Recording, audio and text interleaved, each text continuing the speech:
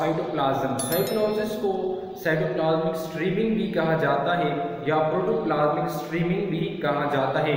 Cytoplasm में एक gelatinous fluid होता है जो कि सेल के अंदर ही सारे सेल के अंदर ही फैला हुआ होता है।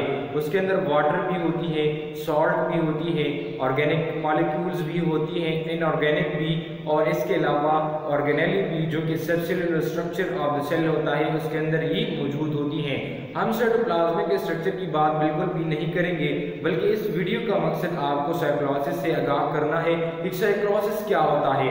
तो साइटोप्लाज्म, जैसे मैंने बात की, the movement of cytoplasm is called cytoplasm. जो मूवमेंट होता है, जो मूवमेंट करता है साइटोप्लाज्म के अंदर जो फ्लूइड है, वो मूवमेंट, इसके मूवमेंट को हम साइटोप्लाज्म को कहते हैं। Cytoplasm is the flow of cytoplasm, या हम यूं भी कह सकते हैं कि द फ्लो ऑफ साइटोप्लाज्म, जो साइटोप्लाज्मिक हरकत करता है जिसके अंदर फ्लो होती है। फॉर एग्जांपल ये इस तरह के स्ट्रीमिंग मूवमेंट करता है जिसमें सारे जो ऑर्गेनेलिज हैं, ऑर्गेनिक मॉलिक्यूल्स हैं, इनऑर्गेनिक मॉलिक्यूल्स हैं, इस तरह के मूवमेंट करता है। इसके मूवमेंट को हम साइटोप्लाज्म को बोलते हैं। Inside the cell driven by forces from the cytoskeleton, ये नेटवर्क जो आप देख रहे हैं इसको हम माइक्रोट्यूब्यूल्स, जो मैंने लिखा है, ये साइटोस्केलेटन के 3 एग्जाम होते हैं। एक माइक्रोट्यूब्यूल्स होता है, एक हमारे पास ट्यूब्यूल्स होते हैं, माइक्रोफिलामेंट होती हैं। तो ये जो नेटवर्क फॉर्म में साइटोप्लाज्म के अंदर मौजूद होती हैं, तो ये इसके फोर्सेस की वजह से जितने भी चीज़ें होती हैं इस तरह के मूवमेंट करते हैं, इस तरह की पुशिंग मूवमेंट करते हैं। तो इसको हम साइटोप्लाज्म कहते हैं, साइटोप्लाज्मिक स्ट्रीमिंग कहते हैं, प्रोटोप्लाज्मिक स्ट्रीमिंग हम बोलते हैं। और यहाँ पर मैंने लिखा है फोर्सेस। तो अगर ये फोर्सेस हैं तो ये हमारे पास एक्टिव ट्रांसपोर्ट है, इसके ट्रांसपोर्टेशन के लिए हमारे पास एनर्जी की ज़रूरत होगी, और वो एनर्जी वो कौन प्रोवाइड करेगा? वो हमारे पास एटीपी प्रोवाइड करेगा। और ये हमारे पास साइटोस्केलेटन, लेकिन साइटोस्केलेटन के साथ हमारे पास जो मोटर प्रोटीन्स होते हैं उनके साथ अटैच होके वो साइटोप्लाज्मिक स्ट्रीमिंग करते हैं, वो साइटोप्लाज्मिक की इस तरह की मूवमेंट करवा देते हैं। या हम यूं भी कह सकते हैं the movement of fluid substances within a plant और animal cell is called cytoplasm. जो मूवमेंट ऑफ फ्लूइड होते हैं प्लांट या एनिमल सेल के अंदर, तो उसको हम साइटोप्लाज्म वो बोलते हैं। साइटोप्लाज्म मूवमेंट है, उसका फ़ायदा क्या है?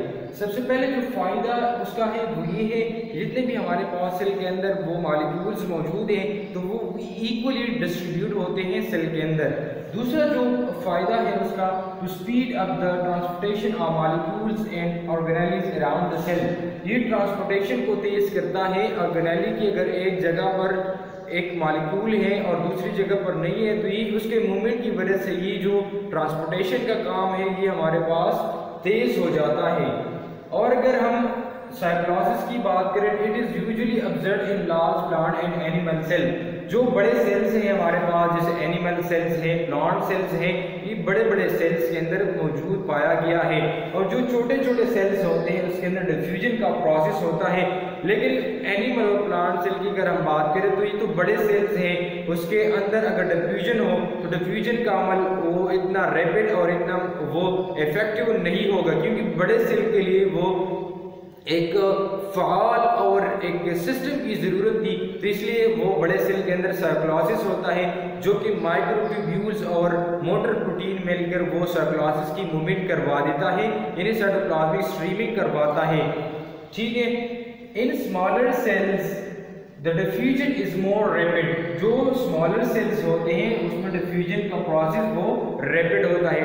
डिफ्यूजन वो प्रोसेस होता है जिसमें मॉलिक्यूल ज़्यादा कंसंट्रेशन वाले रीजन से कम कंसंट्रेशन वाले रीजन की तरफ मूवमेंट करते हैं without any loss of energy gain. But the process of diffusion slow as the size of the cell increases, जो ही हमारे पास सेल का साइज इंक्रीज होता चला जाता है, हमारे पास जो डिफ्यूजन का प्रोसेस होता है वो स्लो होकर चला जाता है। यानी डिफ्यूजन के और साइज के आपस में माकूस तनासुब है, इन्वर्सली प्रोपोर्शन एक दूसरे का।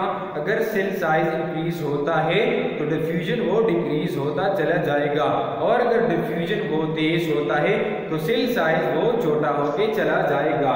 तो ये था कि हमने बात की कि हमारे पास जो बड़े सेल्स होते हैं उसके अंदर साइक्लोसिस होगा और जो छोटे सेल्स होते हैं उसके अंदर हमारे पास डिफ्यूजन ही होगा। Cells may need cytoplasmic streaming for effective function.